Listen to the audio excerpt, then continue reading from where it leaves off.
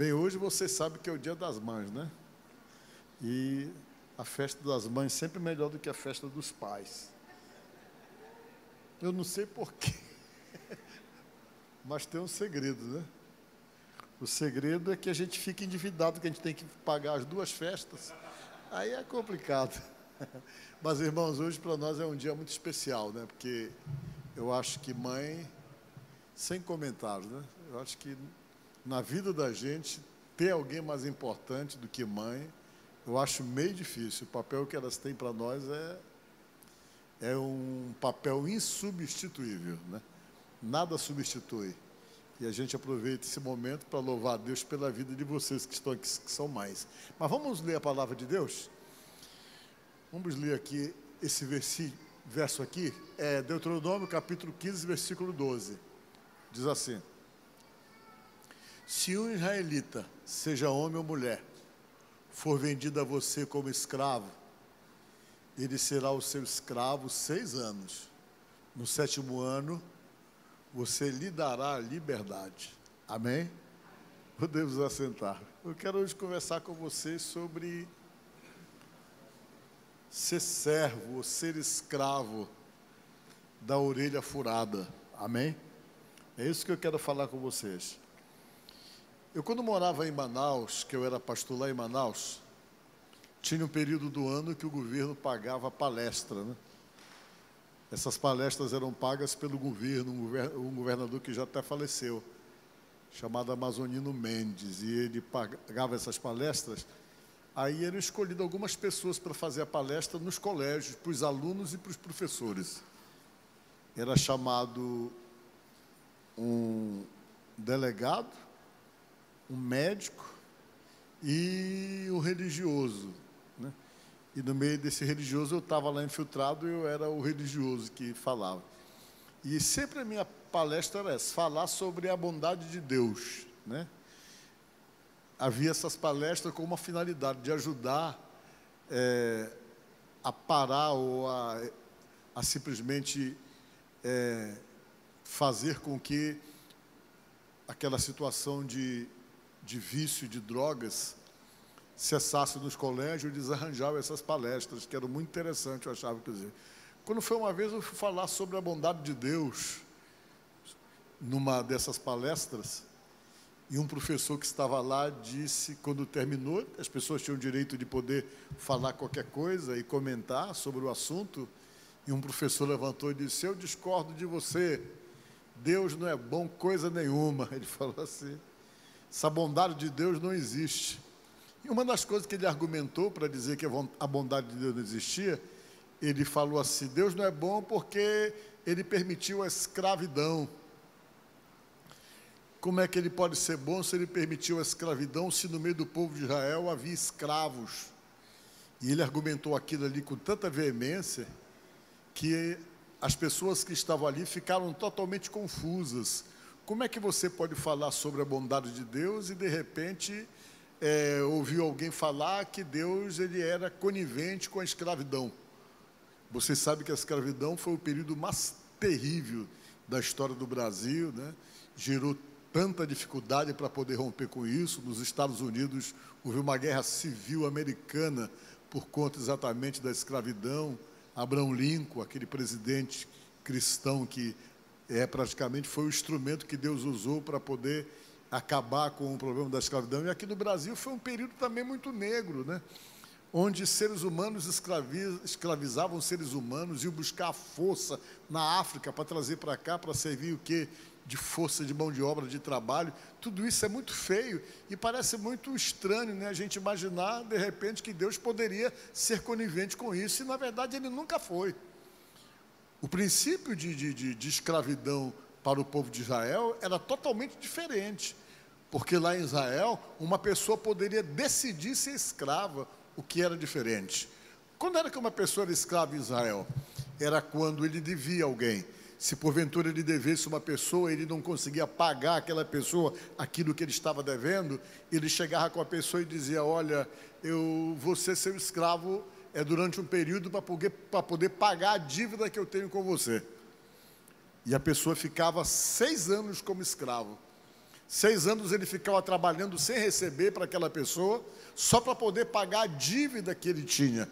Mas mesmo ele ficando 6 anos trabalhando sem receber para aquela pessoa, a pessoa teria então que dar para ele todo o suporte, tinha que dar para ele a sustentação dele, da família dele, tinha que realmente dar a ele a segurança alimentar, uma série de coisas que era obrigação. Depois de 6 anos, ele tinha que liberar essa pessoa. Ele não podia, que era exatamente no 7º ano, ele tinha que dar essa liberada. Por quê? Porque o povo de Israel, eles tinham o ano sabático. O que é o ano sabático? Até mesmo com a terra, se você tinha uma plantação, você plantava ali durante 6 anos, mas no 7º ano você não podia plantar nada, você dava descanso para aquela terra e você não plantava nada ali o ano inteirinho. Hoje em dia as pessoas procuram fazer o quê? Procuram tirar o ano sabático. O que é isso? Tem muita gente fazendo isso. Você trabalha durante 6 anos, né? No 7º ano você dá uma parada, você não faz nada daquilo que você costuma fazer, que faz parte da sua rotina. Você simplesmente deixa. Se você é um profissional de uma área, você vai deixar aquilo ali e vai fazer outras coisas e vai arejar a cabeça. As pessoas estão chamando isso de ano sabático. Eu acho que deve ser uma coisa muito ótima, né? Você poder chegar um dia desse ano, eu não vou estar nessa pegada que eu estou. Porque às vezes a gente não se cuida muito emocionalmente falando e a nossa vida fica debaixo de uma pressão tremenda o tempo todo, e a sequência dessa pressão da qual a gente está submetido gera uma série de problemas na nossa própria saúde. A ciência está falando isso hoje. Você vê o que é mais ou menos a rotina de uma pessoa, aquela rotina diária, aquela responsabilidade, aquela pressão tem gerado na gente aquilo que nós chamamos de estresse. Tem pessoas aí morrendo do coração devido a uma sobrecarga de obrigações e de trabalho, numa rotina realmente desenfreada, que vai desestruturar toda a pessoa. Isso está comprovado. Se você pudesse tirar um ano sabático, era legal, né? Você ficar sem fazer nada o ano inteirinho. Seria muito bom, né? As pessoas estão fazendo isso hoje. E no meio do povo de Israel, por exemplo, havia isso. No 7º ano ninguém fazia nada. Existia um ano do jubileu. O ano do jubileu era o seguinte: você trabalhava e fazia de tudo durante 7 anos. 7 anos, durante 7 anos, como eu vou dizer, 70 vezes 7, não, 7 vezes 7, né? 49 anos você ficava ali naquela pegada, mas quando chegava no ano do jubileu, nos 50 anos, você dava uma parada. No ano do jubileu, as pessoas perdoavam a dívida dos outros. No ano do jubileu, as pessoas se perdoavam. No ano do jubileu, as pessoas devolviam a terra que eles tinham invadido. No ano do jubileu, era assim como que um ano de perdão, que as pessoas chegavam e corrigiam tudo e zeravam suas vidas e recomeçavam. Às vezes a nossa vida, quem sabe, está precisando ser zerada em muitas coisas. Às vezes a gente está precisando zerar, está precisando chegar aqui, eu vou dar uma zerada aqui e tentar recomeçar, simplesmente me despedir de toda a carga que está sobre mim, toda a preocupação, um monte de coisa que tira a nossa paz, que tira o sossego da nossa alma, e dar uma zerada e começar de novo. E essa zerada pode vir através do perdão, através de se despedir de determinadas preocupações e recomeçar a vida, para que a gente não se desestruture, não desequilibre em função das pressões que sobrevêm sobre nós. Esses ensinamentos bíblicos são super interessantes. Mas vejam bem, e lá em Israel o princípio era diferente. Qualquer pessoa podia se permitir ser escravo. Ou porque ele estava endividado e não podia pagar a dívida, ele chegava com a pessoa e dizia: olha, eu vou ser seu escravo durante um período para poder pagar a minha dívida. Ele poderia fazer isso. Ou por escolha mesmo, por pobreza, por necessidade, ele ia, se apresentava a uma pessoa e se disponibilizava para trabalhar para aquela pessoa de graça, em troca só do sustento que ele precisava. E Deus então permitia esse tipo de escravidão. Mas ele estabeleceu algumas regras que nós vamos ler agora. Vamos ler aqui 15, 13. Olha só como é que era. 15, 13. A gente pega e vai ler. E quando de ti o despedires, forro, quando você der a carta de alforria para ele, da pessoa que vai trabalhar com você durante 6 anos, como escravo, né? Você não vai deixar ele ir vazio, disse Deus. Ele vai trabalhar para você durante 6 anos, durante 6 anos ele vai pagar a dívida dele, depois de 6 anos você tem que liberar ele no 7º ano. Mas você não pode deixar ele ir de qualquer jeito. Ele não pode ir de mão vazia, ele tem que levar alguma coisa, você tem que preparar ele para a vida, você tem que ajudá-lo para que ele possa tocar a vida dele e resolver os problemas dele. Olha o que diz aqui: liberalmente lhe fornecerás do teu rebanho, da tua eira, do teu lagar, o vinho, no caso, que era a uva, daquilo que o Senhor teu Deus te houver abençoado, você vai dar um pouquinho para ele também. Lembrar-te-ás de que foste servos da terra do Egito e de que o Senhor teu Deus te remiu, pelo que hoje isso te ordeno. Diga glória a Deus. Deus estabeleceu essa regra aí para que os judeus não fossem os escravagistas dentro daquele modelo que está na cabeça da gente. Vocês estão entendendo? E Deus disse: olha, vocês vão fazer assim, porque vocês têm que se lembrar que um dia vocês foram escravos lá no Egito, foram escravos durante 400 anos, e eu trouxe vocês de lá. Então vocês não podem escravizar as pessoas, mas dentro dessa condição. Se a pessoa trabalhar para você nesse regime, depois você tem que liberar, só pode ser 6 anos, no 7º ano libera, disse Deus. Aí olha o que Deus falou mais: se porém ele te disser, não sairei de ti, porquanto te ama, a ti e a tua casa, por estar bem contigo, então tomarás uma suvela e lhe furarás a orelha na porta, e será para sempre teu servo, e também assim farás a tua serva. Amém? Como era que acontecia? Algumas pessoas que viviam essa condição de escravo, às vezes para pagar uma dívida, depois que passavam os 6 anos, eles queriam continuar com a pessoa. Eles se apegavam, de repente, àquele a quem ele se submeteu a essa condição. Ele acabava se sentindo bem vivendo com aquela pessoa, e ele decidia então continuar na mesma condição de escravo, ou de servo, né? Vamos dizer assim. Aí, se a pessoa quisesse isso, tinha que pegar a pessoa, levar diante das autoridades, e a pessoa teria que confessar isso, né? Confessar que ela queria aquela situação, que ela se permitia aquela condição. Aí o que acontecia? A pessoa era levada e fazia a promessa de ser fiel àquela pessoa e ficar com ela a vida toda por escolha própria, né? Geralmente isso acontecia depois que a pessoa realmente pagava uma dívida. Às vezes ele estava na situação de escravo ali para poder pagar uma dívida que ele tinha com a pessoa, mas a pessoa o tratava bem, ele se apegava à pessoa, então ele queria continuar com aquela vida, e ele podia então ir diante das autoridades, e quando chegava lá com as autoridades, a orelha dele era furada com uma suvela. Cadê a suvela? Eu até trouxe uma aí para furar a sua daqui a pouco, ó. Está aí a suvela, é isso aí. Eles vinham e pegavam a orelha da pessoa e furavam. Pá. Aí todo mundo que olhava para aquela pessoa sabia que ele era escravo porque ele queria. Diga glória a Deus. Era uma opção dele de viver com a pessoa que ele escolheu para viver a vida toda. Alguém que de repente ele pagou a dívida trabalhando, mas que ele se sentiu bem ao lado dessa pessoa.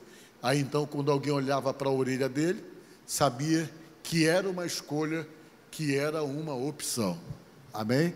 Aí eu peguei a orelha de um aqui, mas eu acho que essa orelha está muito grande. Essa suvela foi um suvelão, porque abriu um buracão, né? Então veja bem uma coisa, e a pessoa recebia esse buraco na orelha. Aí você diz: mas o que é que tem a ver isso com a pregação, né, pastor? É que eu quero falar para vocês sobre ser escravo da orelha furada. Todos nós que estamos aqui, nós tínhamos uma dívida que a gente não podia pagar. Todos nós. Essa dívida era alguma coisa tão séria que Deus teve que arranjar um meio para poder fazer com que essa dívida fosse paga. Enquanto essa dívida não foi paga, qualquer ser humano estava totalmente à mercê aos ataques do maligno.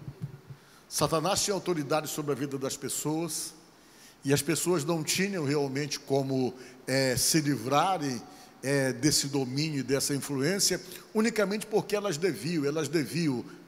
E essa dívida, baseado pelo que diz a palavra de Deus, era exatamente o pecado que acabou nos afastando de Deus, e Deus então ficou no seu lugar, depois que nós simplesmente decidimos romper, os nossos antepassados romperam completamente e se permitiram um tipo de vida que não era a vida que Deus queria, e de repente caiu sobre todo mundo a carga do pecado. Só que Deus se incomodava com isso, e Deus precisava fazer o quê? Precisava fazer uma aproximação. E para Deus poder se aproximar da gente, era alguma coisa que não era tão simples, porque Deus é perfeito, Deus é puro, e Ele tinha que se relacionar com todos nós, com toda essa carga de pecado e esse legado trazido desde o tempo de Adão. E isso então gerava uma certa dificuldade para esse relacionamento, e por conta dessa aproximação, Deus até permitiu durante um período que os homens fizessem algumas coisas e tivessem algum tipo de prática que Deus considerava totalmente paliativa, mas justificava essa aproximação com a gente, esse relacionamento com a gente, que era exatamente aquilo que os judeus faziam, os sacrifícios de animais. Foi determinado que o pecado só poderia ser apagado pelo sangue. Então, durante um período, os judeus iam para o templo, de tempo em tempo, e levavam os seus sacrifícios, animais que deveriam ser entregues aos sacerdotes, para que eles pudessem fazer o sacrifício, e aquele sacrifício servia como expiação do pecado. Eles tinham algumas práticas simbólicas que eles faziam para poder se livrar, como a história do bode expiatório que eles soltavam exatamente no deserto, para poder justificar os seus próprios erros, e através daquele sangue não se resolvia o problema do relacionamento com Deus da nossa parte. Mas a Bíblia diz que pelo menos aquele sacrifício servia para poder encobrir os nossos pecados, não apagava nossos pecados, mas de alguma forma encobria, para que Deus pudesse manter esse relacionamento com a gente. Só que Deus achava que isso não era suficiente. Ele teria então que arranjar alguém para poder pagar um preço altíssimo, para que através então desse preço que essa pessoa deveria pagar, todos os nossos pecados e as nossas dívidas fossem pagas, para que não houvesse sobre nós nenhum princípio de culpa, nenhuma responsabilidade, mas que se estabelecesse sobre nós o verdadeiro perdão, a ponto então de Deus poder recuperar esse relacionamento e essa convivência com a gente. Aí Deus pensou, mas quem é que eu vou arranjar? E a Bíblia diz que Deus arranjou o seu próprio filho. Ele chamou o seu filho e disse, olha, você vai nascer no meio dos homens, e quando você nascer, você vai simplesmente derramar o seu próprio sangue, o sangue da nova aliança, para poder estabelecer, juntamente com os seres humanos, uma aliança através de você, através do seu sangue. E esse sangue seu que vai ser derramado vai gerar uma aproximação, porque esse sangue vai servir o quê? Para pagar a dívida, para pagar o pecado da humanidade, para que o homem pudesse então ter a aproximação de Deus. E foi aí que Jesus veio, dentro desse propósito, dessa proposta que Deus fez. Você vai lá. Jesus veio, nasceu, e Deus nos deu o seu próprio Filho para nos dar essa oportunidade de aproximação. Ele veio, se fez homem, como vocês sabem, e pagou um preço. E esse preço que ele pagou é um preço que nós não podemos pagar, porque o preço foi a sua própria vida. E a vida de uma pessoa não tem preço. Você pagaria qualquer coisa para poder permanecer vivo. Você pagaria qualquer coisa para poder preservar a sua vida. Porque a vida não tem preço. E diz a palavra de Deus que Deus nos amou de tal maneira que dentro das regras e dos princípios dele, para poder fazer essa aproximação, ele deu o seu filho. Pelo menos é o que diz lá em João 3,16.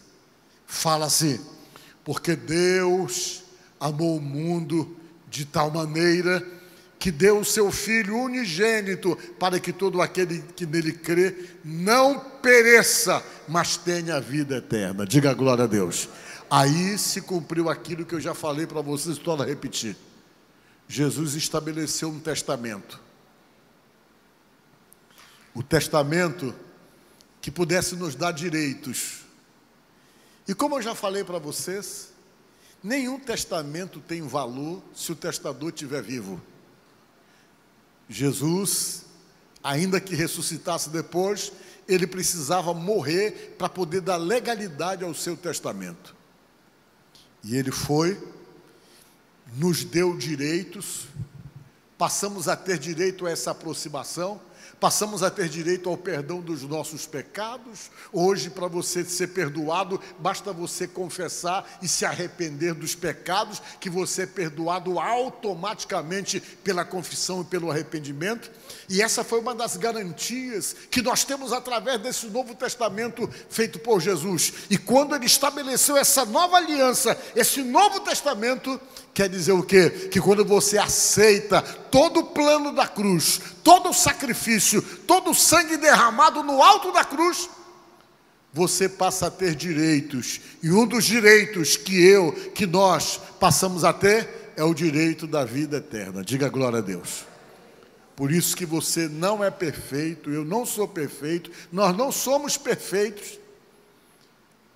Mas esse preço pago nos garante, quando a gente se aproxima e a gente se arrepende, Deus está lá para tentar nos restaurar e para tentar nos recuperar. Por quê? Porque uma dívida foi paga. Quando o inimigo tenta nos acusar por conta das nossas imperfeições, Jesus chega e diz: olha, a dívida foi paga. Diga glória a Deus. Uma das coisas que eu vi interessante sobre isso, muito bem explicado, é naquele filmezinho lá, que eu acho que todo mundo assistiu, chamado O Alto da Compadecida, né? Você lembra quando chega o momento da condenação, como Jesus aparece no filme e o diabo diz: não, mas você fez isso, aí, não, mas ele está perdoado. E aquela parte ali é bem parecido realmente com tudo aquilo que o Suassuna fez certinho, né? Com aquilo que realmente a Bíblia fala sobre a questão relacionada com o perdão. Coisa que você não tem direito, mas que na verdade Deus te deu esse direito. Aí significa o quê? Que você teve a sua dívida perdoada e ela se configura na tua vida quando você reconhece Jesus Cristo como Senhor da tua vida, como teu Salvador. Todos os benefícios do sacrifício passam a se tornar realidade na sua vida. Diga glória a Deus. E é aí que eu quero entrar com você. Por conta de tudo isso aí, por conta da tua dívida paga, você de repente já está nessa condição, já está na condição de escravo da orelha furada. Você já está nessa condição por quê? Porque diante de tudo que você entende, que você compreende, percebendo acima de tudo que Jesus pagou uma dívida que você não teria como pagar, entendendo acima de tudo que você não pensa mais em largar dele e abandonar ele, você se permite exatamente essa condição de servi-lo até o final da tua vida, de ficar junto com Jesus até que ele volte e depois continuar com ele na eternidade. Essa escolha que você faz, que você decide, coloca você dentro dessa condição de escravo da orelha furada. Diga glória a Deus. Quem é escravo da orelha furada aqui, levante a mão. Pois eu trouxe a suvela, vou furar a sua orelha daqui a pouco. Só que naquela época, as pessoas eram marcadas exatamente na orelha, para ficar claro que elas estavam naquela condição, porque era uma escolha.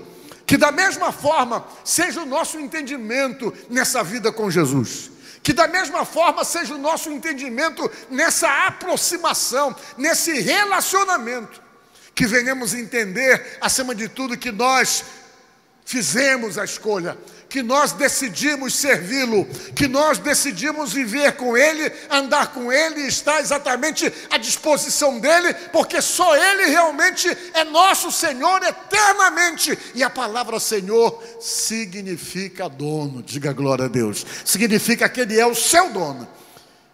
E quando você se permite essa situação metafórica, né, de escravo da orelha furada, qual é o resultado disso na vida de uma pessoa? Biblicamente falando, o resultado disso se chama vida eterna. Só que quando a gente fala em vida eterna, a gente está tão focado nessa vida, que se existe uma das coisas que não nos preocupa, é o fato de termos que morrer um dia. A gente nem pensa nisso, graças a Deus que a gente não pensa. Mas o certo é que vai chegar um tempo em que essa hora vai chegar. A gente não tem como escapar disso. Pode ter o TI no ar, pode ter o que tiver. Mas quando chega o tempo, a gente tem que passar dessa para outra. Às vezes, Deus adia, mas uma hora chega. E às vezes chega de uma maneira tão surpreendente, numa hora que, na maioria das vezes, que a gente nem está esperando. E o certo é que daqui a uns 70 anos, pouco de vocês estarão aqui. Eu sempre digo, né, para me animar, eu vou estar aqui orando pelas crianças aqui, ainda tudo bem. Mas é uma coisa que a gente sabe que não tem como. Daqui a um tempo a gente não vai estar mais aqui. Daqui a 70 anos, poucos estarão. Talvez os pequenininhos, que a gente acabou de orar por eles aqui agora. Mas nós já encaramos o outro lado, a terceira fase da vida. E aí, o que é que acontece do outro lado? Você vai saber. Você vai saber. Aí a gente vai conseguir valorizar o que é essa tal de vida eterna falada por Jesus. O que você vive agora, você não sabe como é e não está nem preocupado com isso. Mas quando chegar a hora de encarar essa realidade, aí não tem como. Você tem que estar preparado para poder seguir para outro lugar. Eu estava vendo um dia desse o depoimento de um médico na internet, que eu achei super interessante. Ele tem um canal explicando que ele trabalha num local que é um local de pessoas doentes terminais, ele falou. E ele disse que ele já viu de tudo. Ele falou que ele vê pessoas serenas que quando vão, parece que vê alguma coisa boa e sobe junto com aquilo que chega. Ele pegou e falou que a maioria dessas pessoas que ele vê realmente nessa serenidade toda subir e dizendo que está vendo alguma coisa boa, são pessoas totalmente envolvidas com Deus mesmo. Mas ele diz que ele já viu pessoas que não tinham nada, que eram resistentes às coisas de Deus, passarem para essa outra fase da vida, gritando e reclamando das pessoas que vinham buscá-los. Porque é uma realidade. Chega um momento em que a vida para. Chega um momento que ele diz, parou. Deus falou, está na hora de subir. E é aí que a gente vai perceber a importância de termos a nossa dívida paga. Porque, baseado pela Bíblia, existe o céu. O que é o céu? É um lugar, diz a Bíblia. Quando você olha na Bíblia a palavra céu, você nunca encontra no singular, você encontra sempre no plural. Sempre está escrito céus, céus, céus. Porque, baseado pelos estudos da teologia, são vários céus. E a maneira de poder contar esses céus, por exemplo, existe o céu das aves, que nós conhecemos, que é o céu onde as aves transitam. Mas elas têm um limite que elas não vão mais. A ave que voa mais alto parece que é o condor, que voa muito alto. Os condores que existem e que vivem em montanhas muito altas, eles voam alto. E depois os estudos dizem que tem o céu dos astros. O que é o céu dos astros? O céu dos astros é da lua para lá. que é que você conhece sobre da Lua para lá? A gente sabe que o último planeta que descobriram é o K, não sei o que, alguma coisa, que dizem que é um planeta que é muito parecido, que tem as características da Terra, que os astrônomos descobriram. Mas aí vai embora, ninguém tem noção de poder entender como é isso aí, porque são trilhões de planetas e estrelas que existem no universo. Um dia desse apareceu uma foto de uma sonda da NASA mostrando a Terra. A Terra era um pontinho tão pequeno no meio de uma imensidão de planetas, de coisas, e estava lá a Terra onde a gente vive. E esse é somente o céu dos astros, que é o segundo céu. Vocês sabem quantos céus a Bíblia diz que existe? 7. São 7 céus. Então a gente conhece até aí o segundo céu, que é o céu dos astros. E aí? A Bíblia diz que vem um terceiro céu. Onde é o terceiro céu? É para onde nós vamos.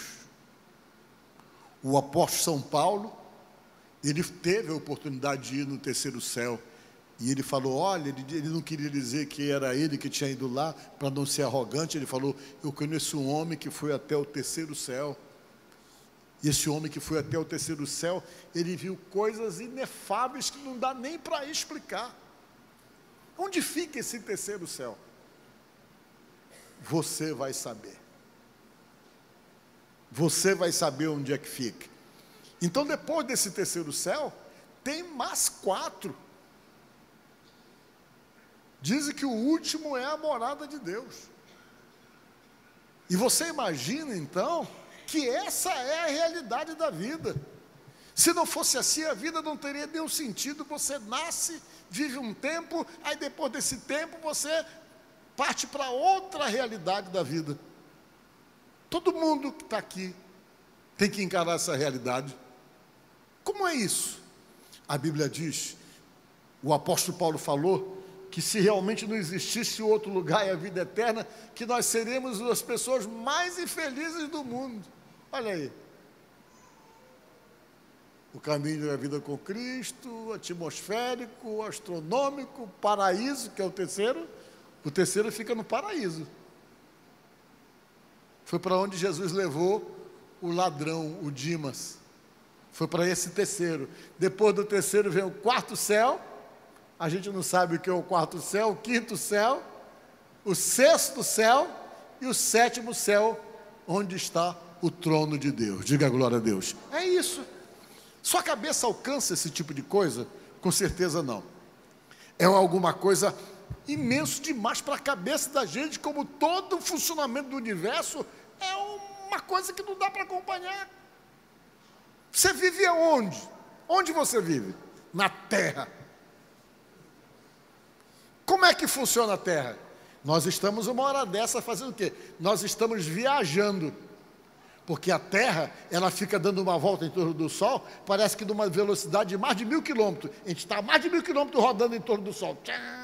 Agora. E além de rodar em torno do Sol, ela ainda roda no eixo dela assim. E a gente vive aqui, é aqui que nós estamos. Sua cabeça consegue acompanhar isso? É aqui dentro que você está. E o negócio está rodando, que está perigoso. Está rodando. Estão dizendo que está rodando até mais rápido agora. Estão falando aí, né? Os cientistas falam. E ela dá essa volta, todo ano, ela dá essa volta em torno do Sol, que dura 365 dias.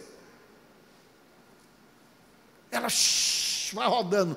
Olha, 1000 quilômetros tem uma velocidade tremenda, gente. É assim que a gente está rodando.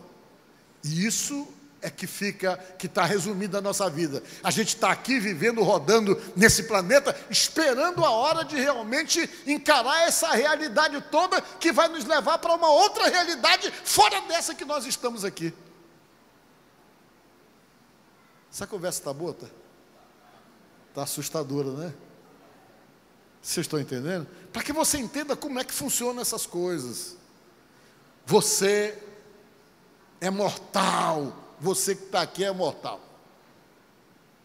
Sabe lá em quantos velórios você já não foi na sua vida? Em vários. Quantas pessoas você conheceu que já foram embora?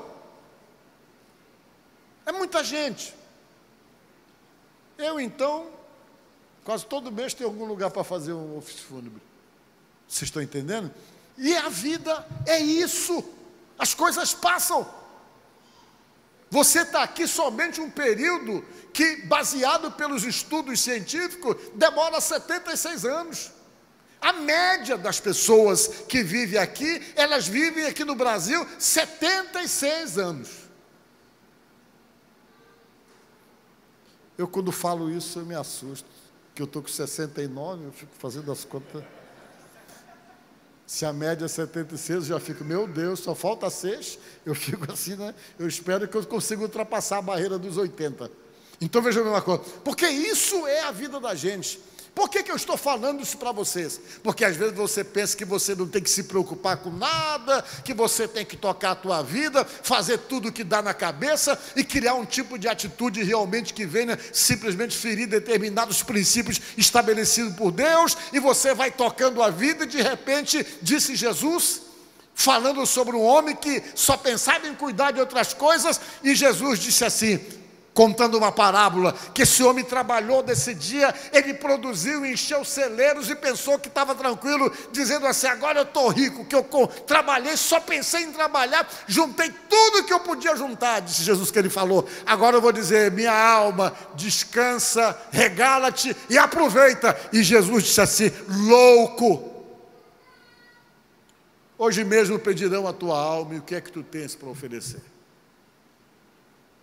Às vezes a nossa preocupação está somente com essa vida e a gente não se prepara para outra vida.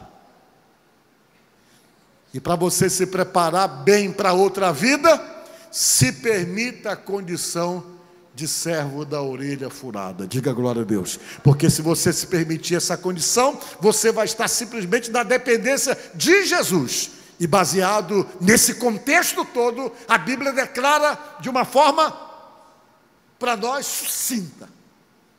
Só Jesus Cristo pode te salvar. Diga glória a Deus. Então pensa nisso. E que a gente possa se encontrar lá no paraíso que é... tirou? Deixa eu ver de novo lá. Um dia a gente vai se encontrar bem ali, ó. Vocês vão lembrar disso que eu estou falando para vocês aqui. Bem que o senhor falou, pastor. A gente vai estar lá de boa. Bem que o senhor falou. Depois eu falei, né? Olha aí. Um dia a gente vai se encontrar bem ali, ó, no terceiro céu. Diga glória a Deus. É lá que a gente vai se encontrar. Amém? Mas para chegar lá, se permita a condição de escravo da orelha furada. Amém? Quem é escravo da orelha furada aqui, levante a mão. Pois seja escravo da orelha furada, que isso é a garantia da vida eterna. Amém? Que Deus te abençoe.